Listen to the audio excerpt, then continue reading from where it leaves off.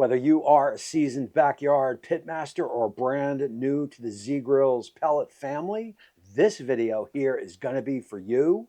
I am going to cover 8 to 10 beginner mistakes, throw in some tips and tricks along the way that every pellet grill owner should know. So what I want to do here is let's turn this camera down on the board back on me and let's get this show started. Alrighty, and we are going to move in right into number one, and that is buy big, buy big, buy big. You know, a couple things to keep in mind. Number one, these pellet grills, the Z grills, are going to last a long time, and in that time, your family may grow. So I always say, you know, if you have a family of two, buy like you've got a family of 3 or 4. If you have a family of 3 or 4, buy as if you have a family of 5 and 6. And also do not forget holidays, summer night cookouts, when you've got family and friends coming by. So all of a sudden that smaller Z is just not big enough. I mean, every Thanksgiving, I have about 2 or 3 Zs here on the property, and every Thanksgiving or Christmas, weather permitting, and definitely at those summer pool parties, I've got those pellet grills lit up. I am not cooking in the house. I have done turkeys, hams, you know, all the fixings out, even desserts. I have done all the fixings out on the Z with stellar results. I would rather cook outside any day than cooking in the house. So number one has to be buy bigger than you think you need and then grow into your pellet grill. Alrighty, number two is going to be you've got that new pellet grill, you've put it together. First step you have to do is pre-season the pellet grill. That is very important when you buy any of these type pellet grills. You want to pre-season it, follow the manufacturer's directions, and basically what that is going to do, that is going to get you all ready for your first cook. As you will pre-season the inside of the pellet grill, that is going to burn off anything in there from the factory that shouldn't be there.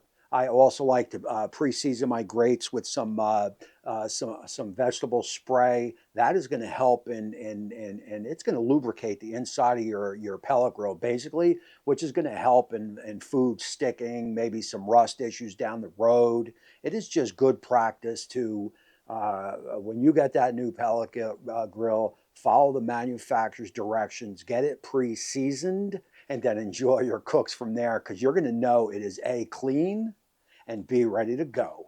Alrighty, so number 3 is you've got the pellet grill, you've got it put together, it is all pre-seasoned out, you are ready to go. So very important here, when you first fire up your pellet grill, it is going to you're going to see a lot of white smoke.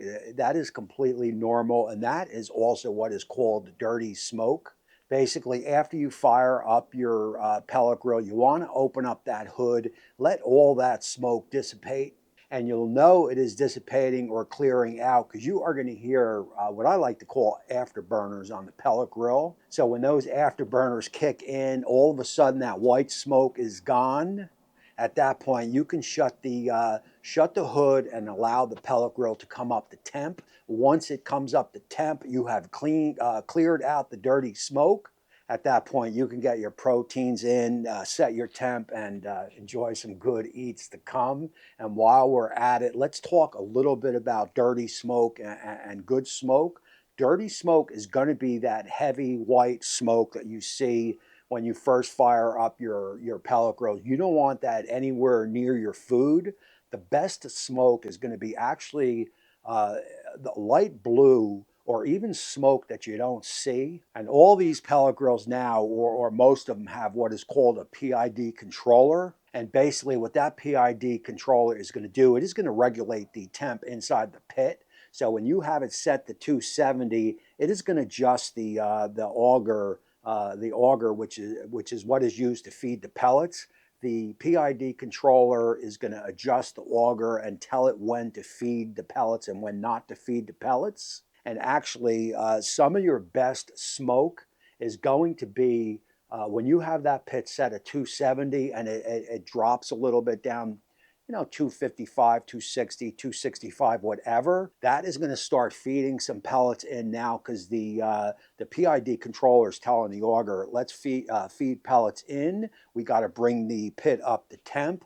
And anytime you have those temperature dips, that is the time when you are going to get the best, that really light blue smoke. You're going to see it to start smoke up. And that's basically how a PID controller works. So always keep in mind, just because you don't see smoke, that doesn't mean that you're not getting smoke on your food. Trust me, you are. So fire up that pit, open up the hood, let that dirty smoke dissipate, and now you guys understand that that clear light smoke, that is the smoke that you want. All right, for our next one, I believe number 4, I want to take you up on the deck, because this is so important to do every 3 to 5 cooks. I want to point out one thing underneath the, and I do this during the cook, and there's a little bit of a bonus here. I do it during the cook and also before every cook. I want to open up that hopper because I want to make sure that those pellets are sitting easy. Sure, gravity always does do its trick and sends the pellets down into the hopper,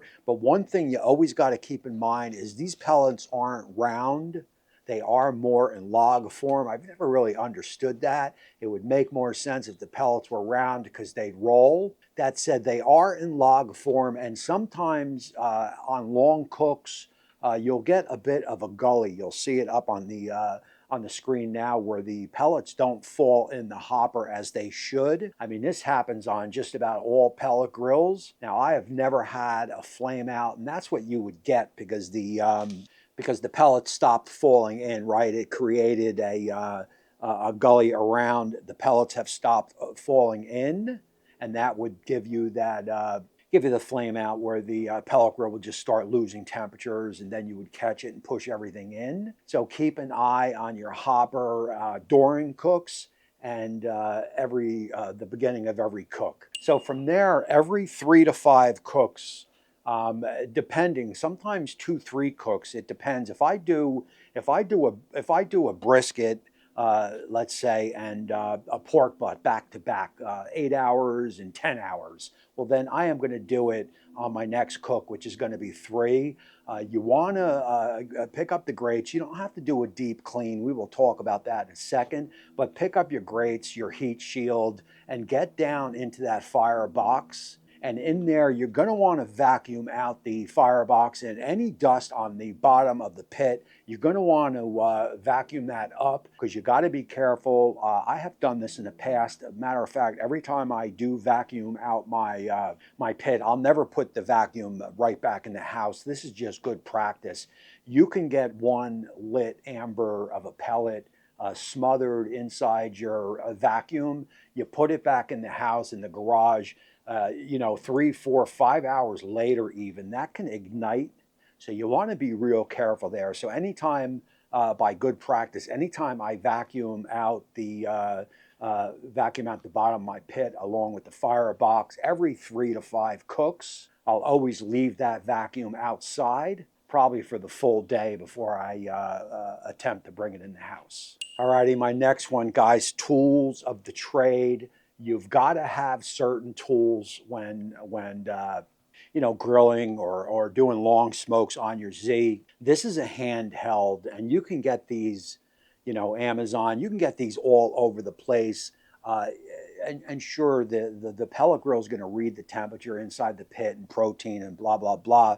But never, ever pull a piece of protein out of the grill without not first using a handheld. And the reason I say that is because I know this handheld here is exact. And I know that because every few cooks, I'll get some ice water, put it in the ice water, and that should read right around 32. You can also do that with boiling water. I do believe it is 212.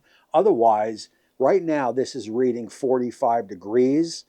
I can tell you here in the Garden State, it is reading the air temperature, so I know it is about 45 degrees out, and that's a guarantee.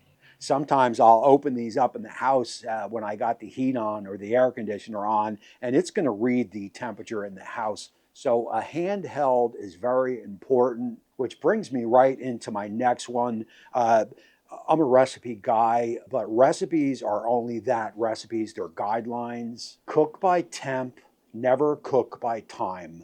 You have to know in a recipe, if it calls for, even a kitchen recipe brought outside into the pellet grill, if the recipe is 275 and it tells you 1 hour or so, you don't know if that is going to be an hour or an hour and a half. So always cook to temp. Any recipe from the kitchen could be brought outside, and time is, hey man, you're at the when you're dealing with protein, time can range.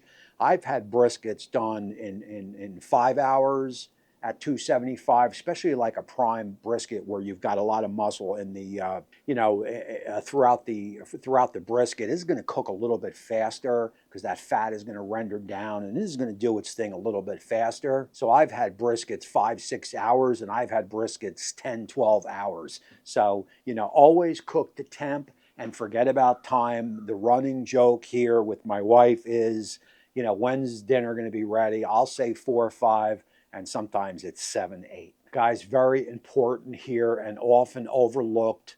We've got the cleaning of the dust in the fire pot and the bottom every 3 to 5 days. Every 7 to 10, again, depending on what I cook, you're going to do a full clean out on your pit, and that is, remove everything, grates, everything, your heat shield.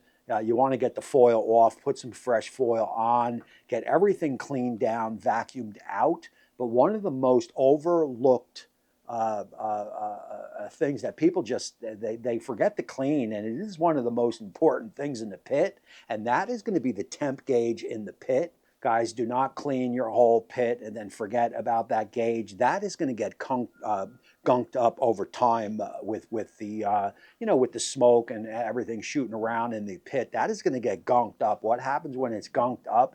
It is not going to give you an accurate temperature. To clean it is very simple. You can get a piece of Brillo or a light sandpaper and just move it around. Get anything off of it. You don't have to unscrew anything.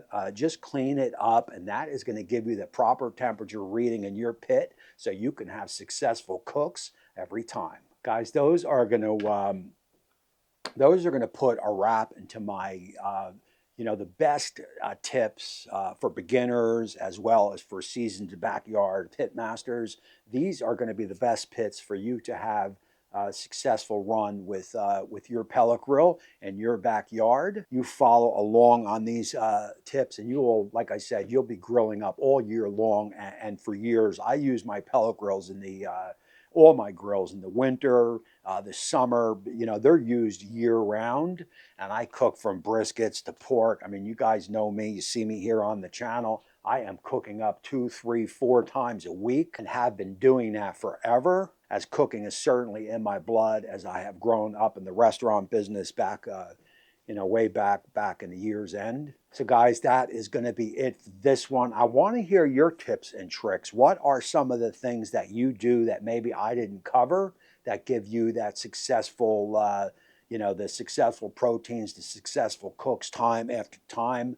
We want to keep the pits ready to go, because when we fire up the pit, it is usually followed by, dinners, family, friends, pool parties. So keeping your pit ready to go, and just knowing some of these basic do's and don'ts are definitely going to add to the fun that you can have. So leave me down in the description any tips, any questions you might have, some ins and outs that you guys do. And of course, do not forget to get outside and fire up your Z-grills so you also could taste the smoke. My name is Tommy. I appreciate you all for watching. And until next time, happy grilling, and we will see you soon.